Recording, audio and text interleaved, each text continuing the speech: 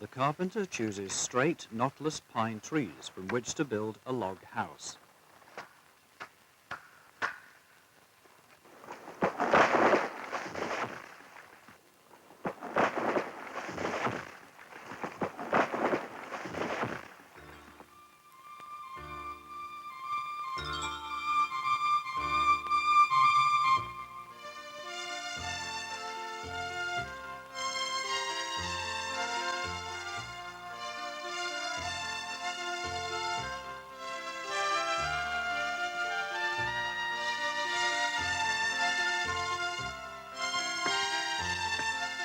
The trees are usually felled in the midwinter while the moon is waxing.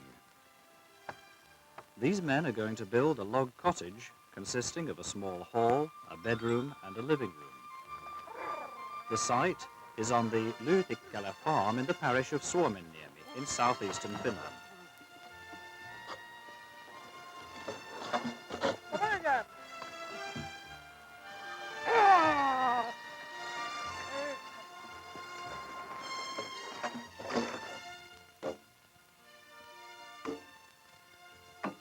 To make hewing with a broad axe easier, the work is started with a normal axe, with which the surface parts of the logs are cut off. Silloin hyvänä apuna tavallisella kirveellä hakata siihen kohtisuorat poikkipykälät siihen puuhun ja kirveellä lohkoa nämä paksut kappaleet pois. A quarter of an inch is left on each side of the log to be hewn with a broad axe. Ylimääräistä paksuutta, mikä sitten seinää valmiiksi piiluttaessa lähtee siitä pois. Logs are hewn and the hewn timber is allowed to dry in the March wind. Bark is removed from the unhewn sides of the logs to help them dry.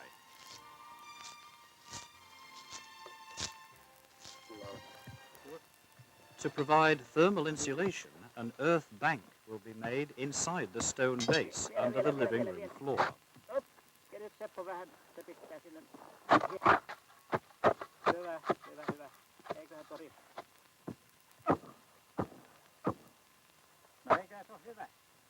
Holes will be left in the stone base for ventilation. They are called cat's holes.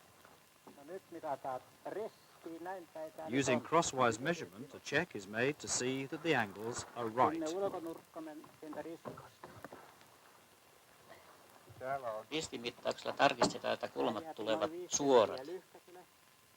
In a timbered building, the underside of every log is shaped so that it fits the log under it. The bottom log is shaped to fit the stone base. The corners are sealed by means of thermal holes filled with tarry wadding.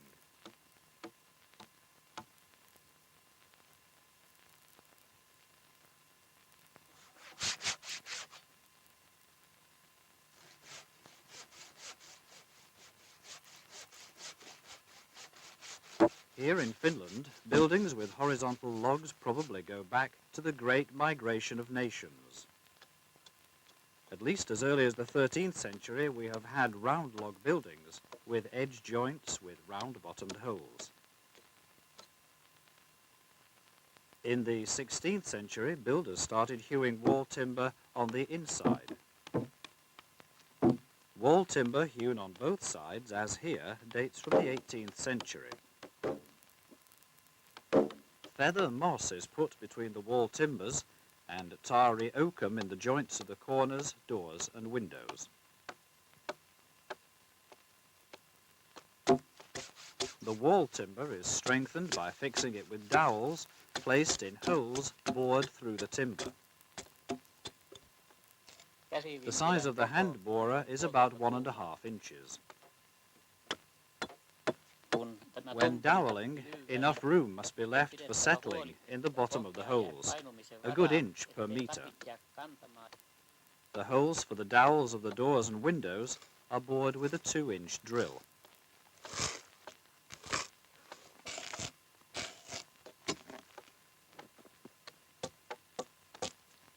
The joints in the timbers of the wall between the hall and the bedroom don't go through the side walls. Instead, the timbers are joined to them with dovetail joints. The notch of the joint reaches the middle of the 6-inch timber.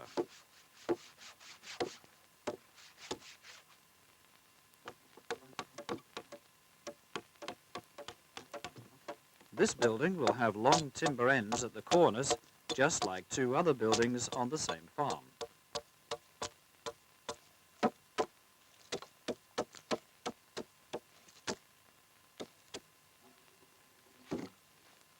The notches of the joints are about ½ an inch deep on both sides. The space between the wall timbers must be wide enough for proper thermal insulation.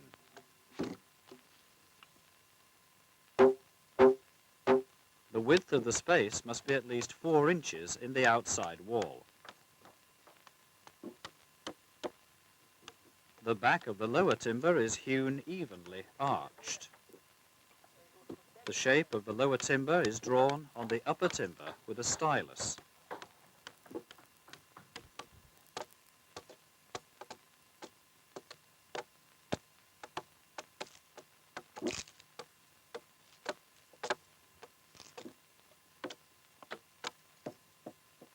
The timber being hewn is kept in place with a dog.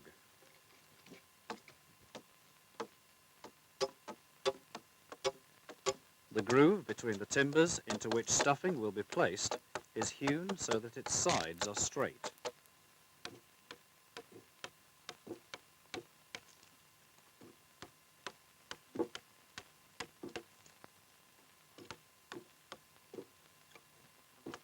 When a timber is laid on the one below, the space for stuffing will be somewhat open on the sides. This makes it easier to fill the space with moss.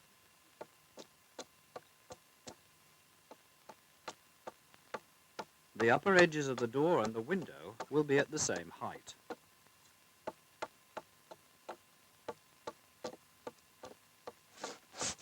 Dowel pins strengthen the door and window openings.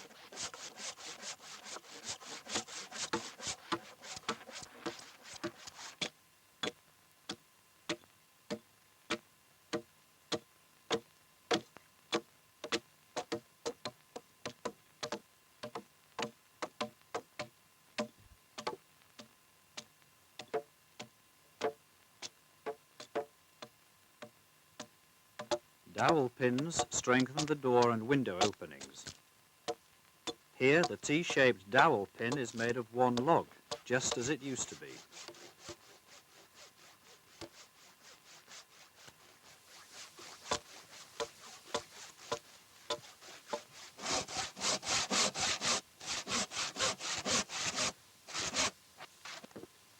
Long, straight-grained pine trees have been chosen as the wall timber.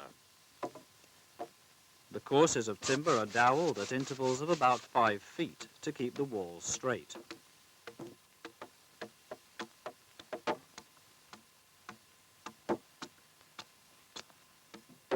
The lintel beam must be cut from a stout, straight pine tree, because this beam, which binds the whole building, is weakened by the window opening.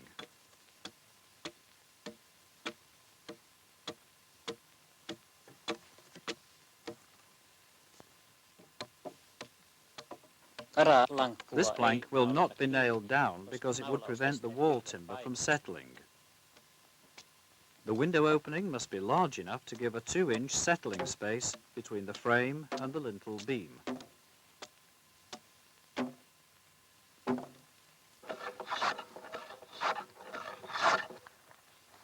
The joists are planed smooth before being placed in position.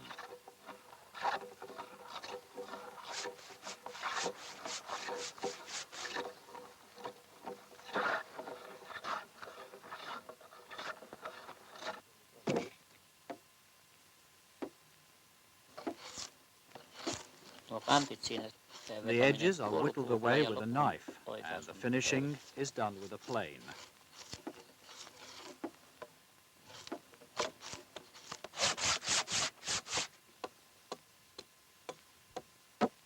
The dovetail-shaped scores of the joists are made when the walls are level with the joists.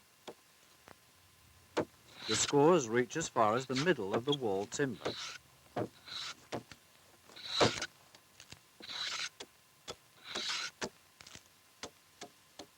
A dovetail fitting the score tightly is hewn on the end of the joist.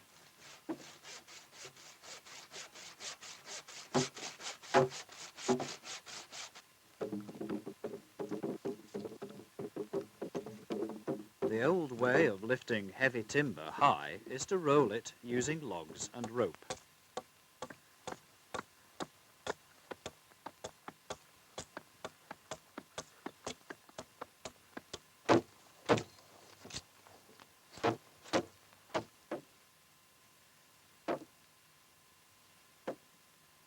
Useissa rakennuksissa on se In log päätykolmi buildings, the tehty pediments hirrestä. too Sitä are ennen often on made of tuumattavan logs. laton jyrkkyys.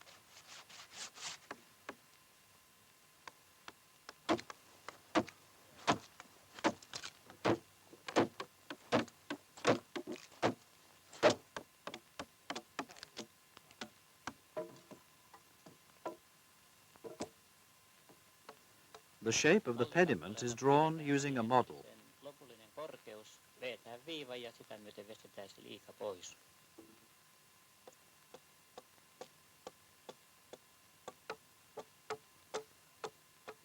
The ridge beam is made of two logs joined together with a hook joint, because a log of the full length is not available.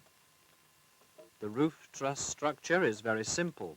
The trusses are supported by the ridge beam, the walls, and two supporting joists. The roof trusses are nailed onto the ridge beam, joists, and walls.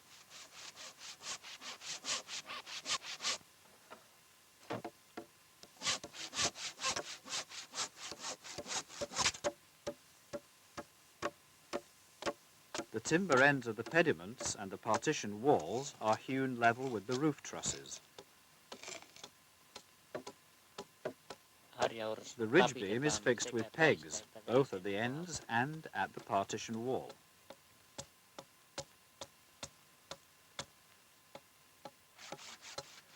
The final hewing of both the inside and outside walls near the roof and the ceiling has to be done before the roof is made. Finishing the wall timber with a broad axe is one of the most demanding jobs for the carpenter.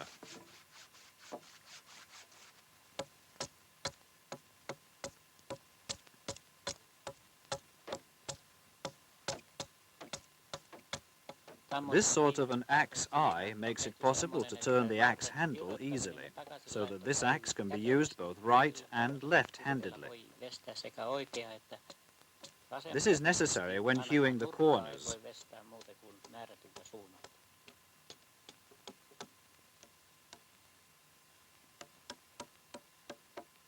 The barge board is fixed onto the ends of the roof trusses, and on the barge board comes another board, the so-called drop board.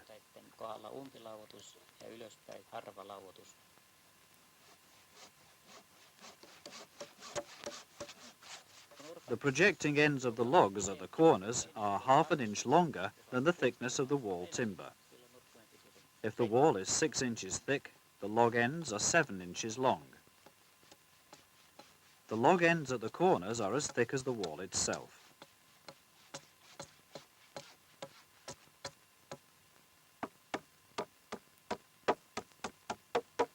When making a shingle roof, supporting shingles are placed first under the line board. The line board is placed a good inch further than the drop board.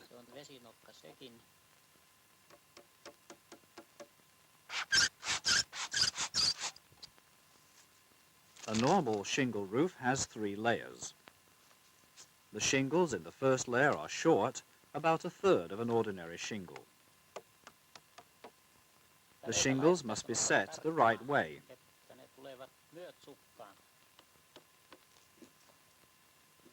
The shingles are about 17 inches long. The length of one layer is 5 inches. Only every second shingle in the layer is nailed down. The heads of the nails are hidden under the upper layer.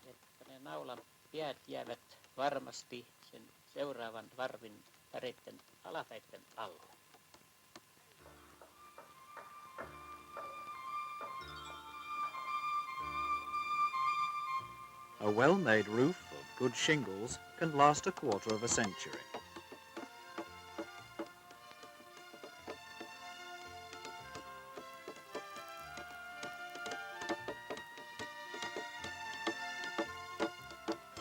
The supporting shingles, which went into place first, are cut last.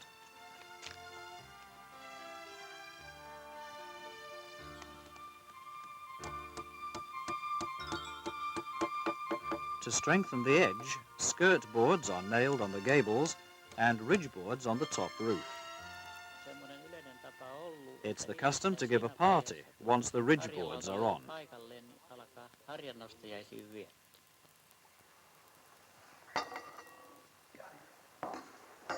The ceremony of raising the roof tree has its origin in the past, when neighbourly help was needed to raise a heavy roof tree. The helpers were rewarded with a party.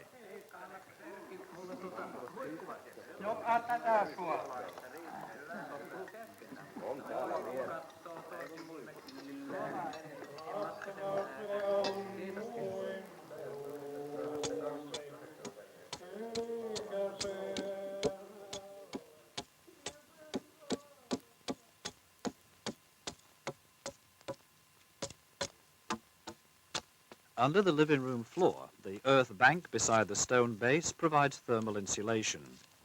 Birch bark is traditionally used to protect the timber structure under the floor against decay.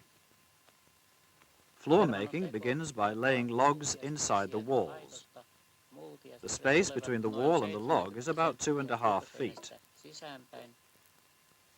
Proper ventilation is vital to keep the timber there in good repair. That's why ventilation channels are built out of brick and stone.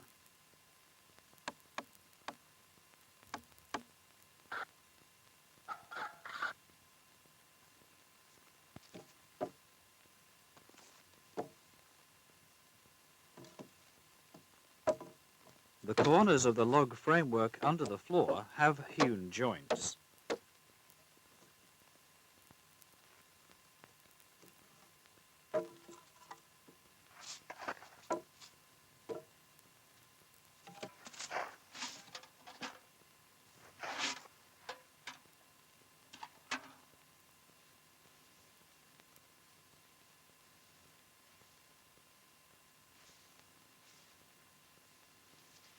The floor joists, which rest partly on the logs near the walls, are laid in the crosswise direction. Between the wall and the joist next to it is a 5-inch wide space for earth filling. This is covered with a plank, the so-called earth plank. There is an earth plank beside each wall. The planks are not fixed and are held in place only by the skirting boards. In the middle there is a room that can be used for cold storage. Access is through a trap door in the floor.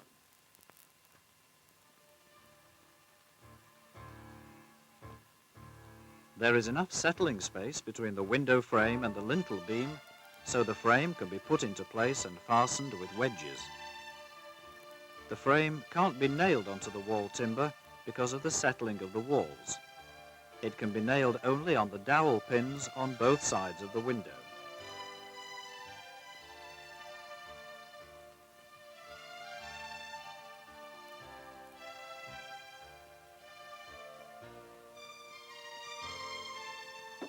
A spirit level is used to make sure the frame is exactly horizontal and vertical.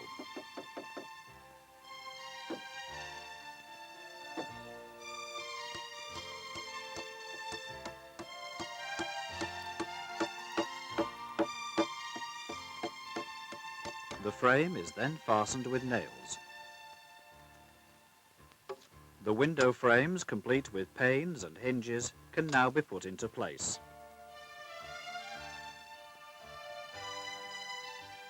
A lot of tarred wadding is put between the frame and the wall. This is then covered by a broad covering board.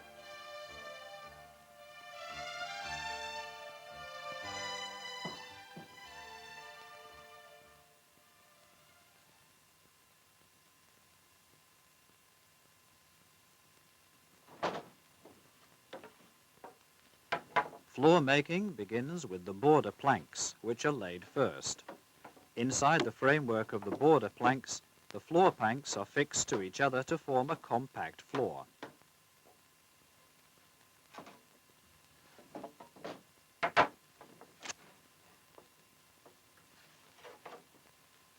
The floor timber consists of unedged planks with butts broader than tops.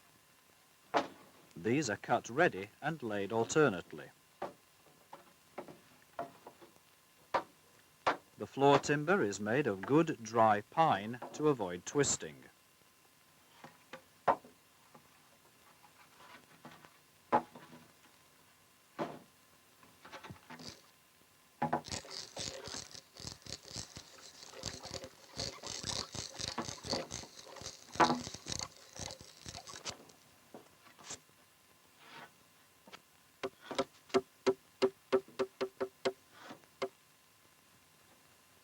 The floor planks are joined together with pegs.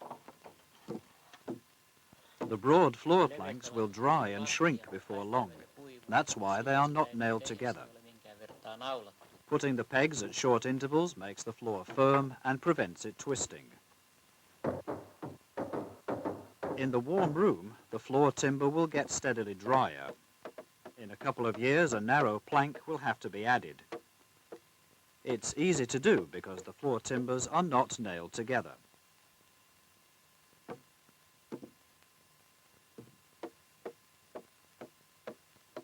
The skirting boards for this sort of floor must be stronger than usual because they keep the logs beside the walls in place. The floor is finished by planing it smooth.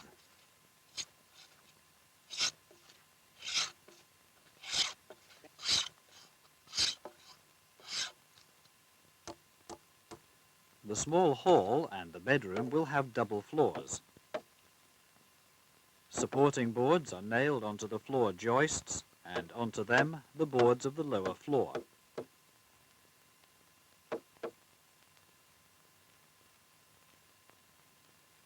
Tarred paper is put on the lower floor and on top of this a thick layer of dry sawdust.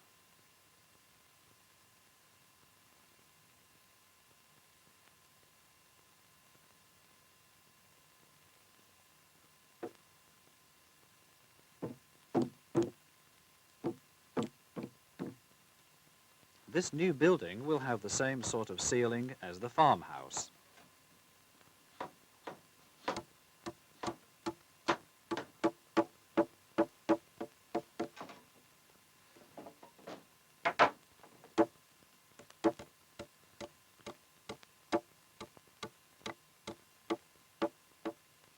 There is tarred paper on the ceiling and on it sawdust and planing chips as thermal insulation.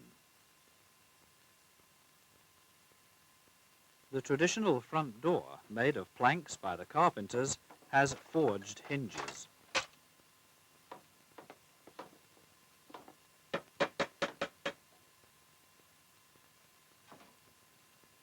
A joiner in the neighborhood has made the other doors and windows on the traditional model.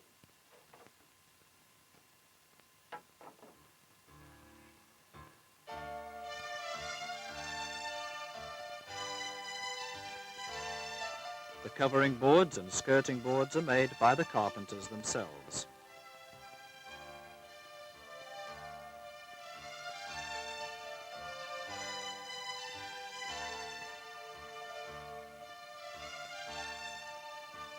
Building a log house as traditional carpentry has been an inspiring job and an excellent chance for the carpenters to try and refresh traditional carpentry, using tools, many of which already belong to yesterday.